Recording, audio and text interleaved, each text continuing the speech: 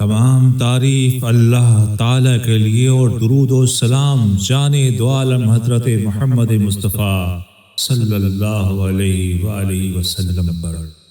بسم اللہ الرحمن الرحیم۔ یہ کچھ راز کی باتیں ہیں۔ تاریخ دنیا کے بڑے بڑے فاتحین، بڑے بڑے جنگجوؤں، بڑے بڑے بہادروں، جابازوں اور سورماؤں نے یہ راز کی باتیں مختلف موقعوں پر اپنی قوم کو بتائی ہیں۔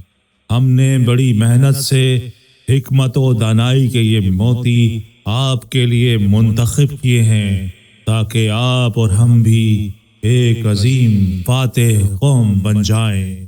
آئیے صلاح الدین ایوبی رحمۃ اللہ علیہ کی ایک بات سے آغاز کرتے ہیں۔ انہوں نے ایک موقع پر کہا، اے میری سپاہ، اگر دعائیں تمہارے ساتھ ہیں تو یاد رکھو لکڑی کی تلواریں بھی لوہے کا سینہ چیر دیں گی۔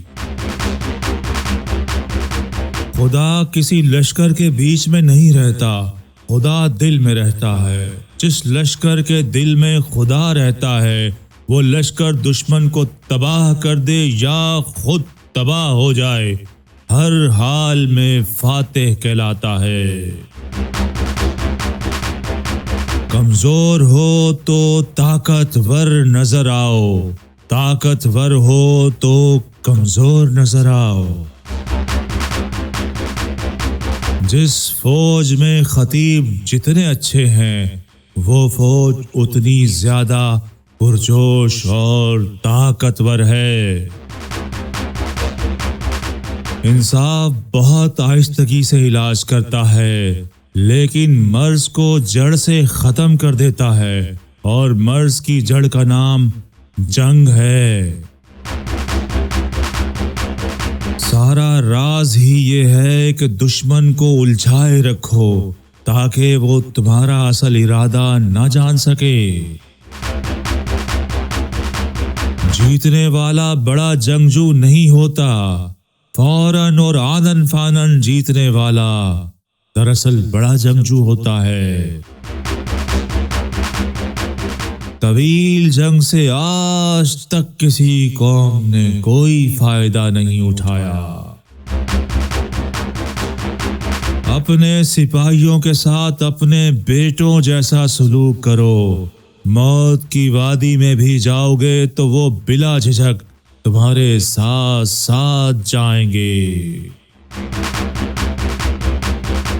شیروں کا حکمران گیدڑ ہو تو سارے شیر گیدڑ بن جاتے ہیں، گیدڑوں کا حکمران شیر ہو تو گیدڑ بھی شیروں کی طرح حملہ کرنا سیکھ جاتے ہیں۔ جس تلوار کی دھار آنکھ ہے، طاقت دل ہے اور مہارت دماغ ہے، وہ تلوار فاتح کی تلوار ہے۔ بے چہرہ، بے آواز اور پراسرار بن جاؤ، تمہارے دشمن کی قسمت تمہارے ہاتھ میں آ جائے گی۔ اپنے منصوبوں کو رات کی طرح تاریک اور ناقابل تسخیر بناؤ، اور جب حرکت میں آؤ تو بادلوں کی طرح بے آواز حرکت کرو، بس اسی وقت گرجو جب دشمن کے سر پر پہنچ جاؤ۔ اگر تم دشمن کے بارے میں اتنا ہی جانتے ہو جتنا اپنے بارے میں جانتے ہو تو 100 جنگیں بھی لڑنی پڑیں، نتیجے کی پرواہ کیے بغیر لڑ جاؤ۔ دانائی کے بغیر بہادری ایسی ہی ہے جیسے اندھا گھوڑا۔ فاتح جنگجو جیتتے پہلے ہیں اور جنگ میں بعد میں جاتے ہیں، جبکہ شکست خوردہ جنگجو پہلے جنگ میں جاتے ہیں اور بعد میں چاہتے ہیں کہ وہ جیت جائیں۔ جنگ کے ڈھول کی دہشت تلوار سے زیادہ ہوتی ہے۔ اپنے دشمن کو پہچاننے کے لیے دشمن بننا لازمی ہے۔ فتح کے لیے تلواروں کی نہیں، صرف ایک پرجوش دل اور عقل مند دماغ کی ضرورت ہوتی ہے۔ اگر نمکین پانی میں پڑی رہے تو بہترین تلوار بھی زنگ آلود ہو جاتی ہے۔ ہوا کی طرح تیز حرکت کرو، لکڑی جیسا جسم بناؤ، شعلے کی طرح حملہ کرو اور پہاڑ کی طرح جم جاؤ۔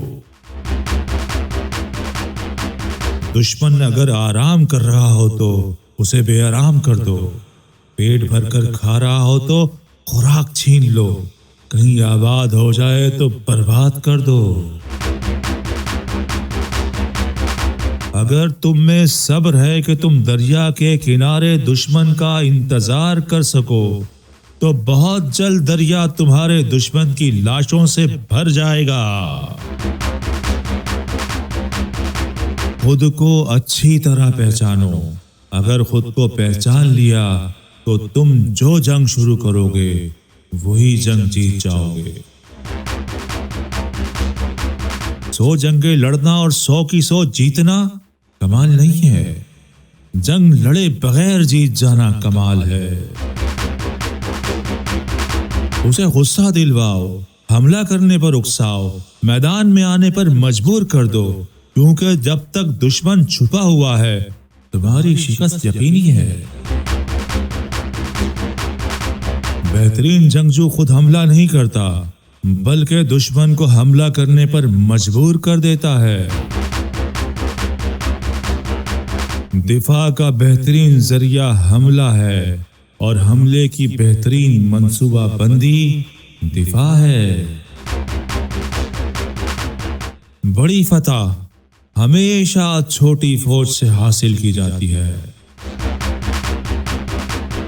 اگر تیزی ہے تو جیت ہے، تیزی نہیں ہے تو شکست ہے، شکست یعنی موت۔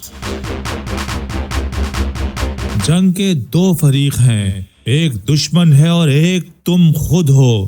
دونوں میں سے کسی ایک کو بھی نظر انداز کیا تو فتح تمہیں بھی نظر انداز کر دے گی۔ اگر تمہارا دوست تمہارا دشمن ہے تو تم شکست کی باہوں میں ہو۔ اس وقت تک حملہ نہ کرو جب تک بہت بڑا فائدہ نہ ہو، اس وقت تک فوج کا استعمال نہ کرو جب تک کچھ حاصل نہ کرنا ہو، اس وقت تک جنگ نہ کرو جب تک جنگ کے سوا کوئی راستہ نہ بچا ہو۔ تمہیں وہاں موجود ہونا چاہیے جہاں تمہارا دشمن موجود نہیں ہے۔ دوست سے محبت کرنا زندگی ہے، اور اگر زندگی سے کوئی سبق لینا ہے تو دشمن سے محبت کر کے دیکھو۔ اگر دشمن متحد ہے تو دشمن سے پہلے اس کے اتحاد کے ٹکڑے ٹکڑے کر دو۔ اپنے دشمن کی طرح سوچو، اگر سوچ لیا تو تمہارا دشمن سوچتا ہی رہ جائے گا اور تم جیت جاؤ گے۔